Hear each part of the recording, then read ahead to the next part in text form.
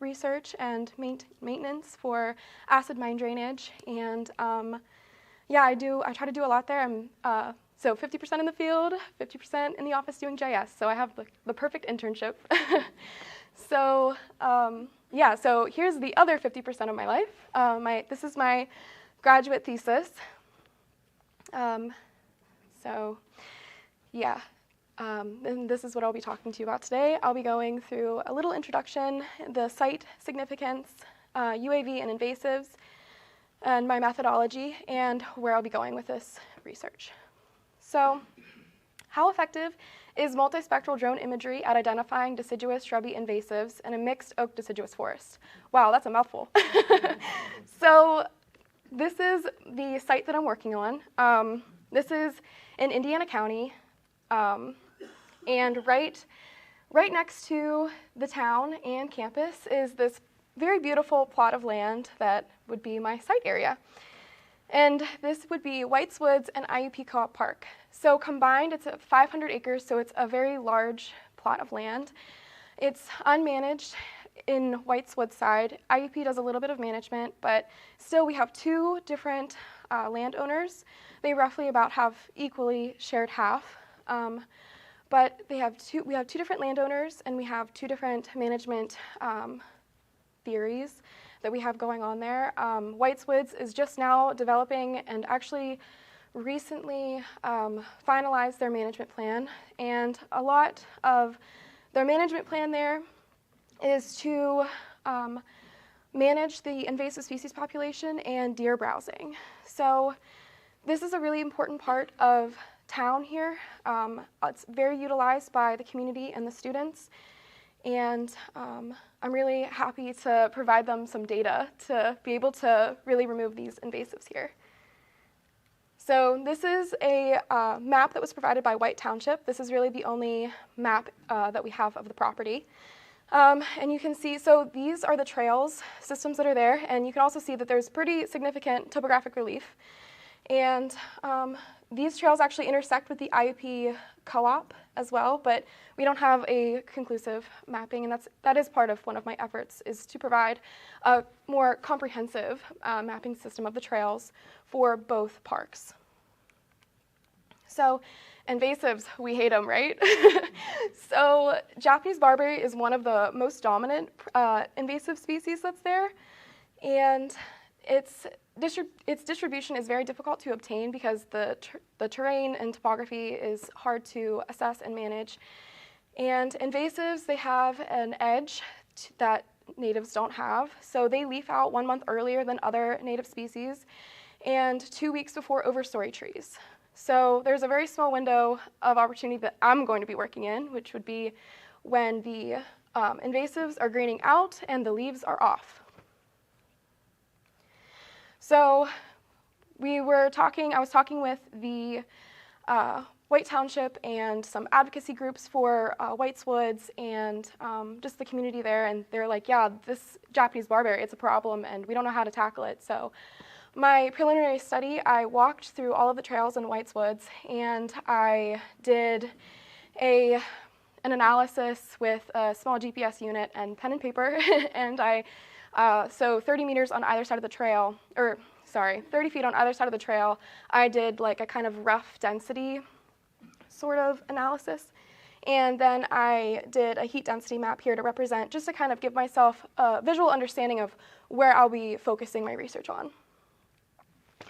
So UAV. Drone imagery is low altitude flight and can get detailed resolution compared to satellite imagery. So that's why I would like to work with drones, is because you get really good pictures.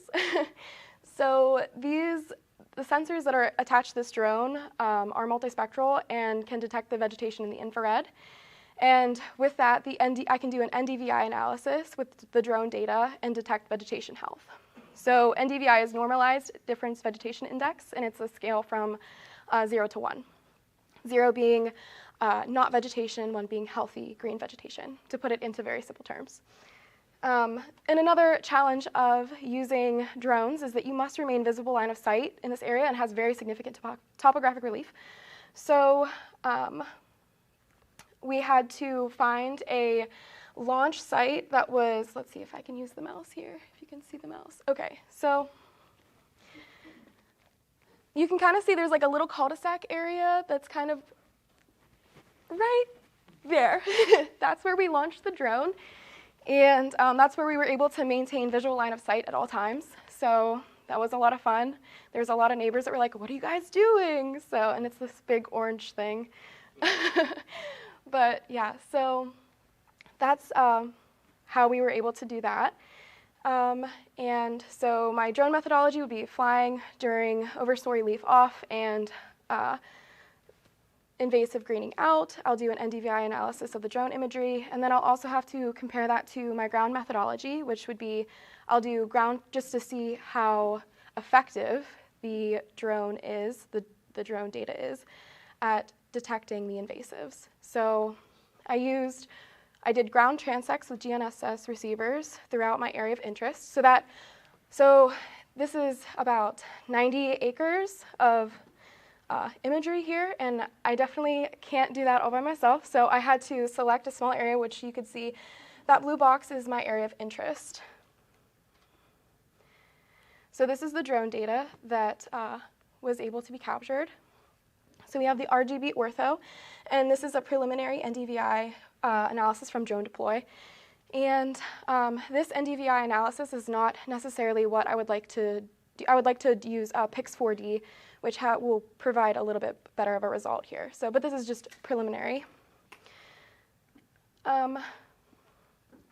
So it was flown in late March with the MicaSense Red HP multispectral camera. We had a resolution of 1.1 inch, and it was flown at 380 feet AGL with terrain flow, again, because of the topographic relief.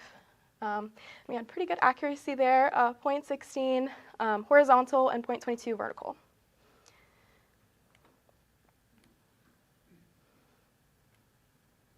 Here's the processing report. We did everything through the Wingtrip platform, like to plan and carry out the mission, and then everything else was used in Drone Deploy to process the imagery and the multispectral, and also the vegetation indices. Here's a picture of me preparing the drone, and then there's me and my crew to do the ground transect data. So the terrestrial sampling, this is what we did. So the red polygons that you see over here, we were walking around the thickets of barberry, and I kind of like to think of it as like ground digitizing because you're like walking around with this big pole and it feels like you're just drawing a big polygon. But and then this would be my point data that was collected. So the green points here represent present, and black would be absent. So we did 10-meter intervals over several series of days through the spring and summer. And we tried to do very equidistant transects, but there was the topography was very significant, and we were unable to, even with compasses, it was really difficult to traverse the terrain. So yeah. Again, yeah, so 10-meter intervals between volunteers over several field days during, with multiple volunteers over spring and summer. Yeah, we used a Trimble Catalyst centimeter system with DA2 antennas, Trimble Connect mission planning platform, and TerraFlex field app. And then here is the polygons and the point data. Oh, you can't really see the points. So this is kind of with the NDVI with Drone Deploy. So you can kind of see here that it does kind of pick up the green. So the green would be the vegetation and the red would be not vegetation. So we are I'm kind of feeling like I'm kind of doing some actual work here. But in the green points, I don't know if you guys can see, the green points are the present, and then the red points would be absent. Okay, so my next steps here would be I would like to do some more ground sampling. So there is an issue with like time. So we flew in March, and that gives the vegetation that much more time to grow. So there's going to be a lot of error in that. But I am planning on flying again in October and doing more ground sampling in between. I would like to do an NDVI analysis with Pix4D. I would like to digitize the barberry patches on the aerials and then compare that data. And then I'm also presenting this research at the Pennsylvania Geographical Society Conference in Villanova, and I'm also presenting at the American Association of Geographers Conference in Detroit. And I would like to thank you guys for having me here. And yeah, thank you very much.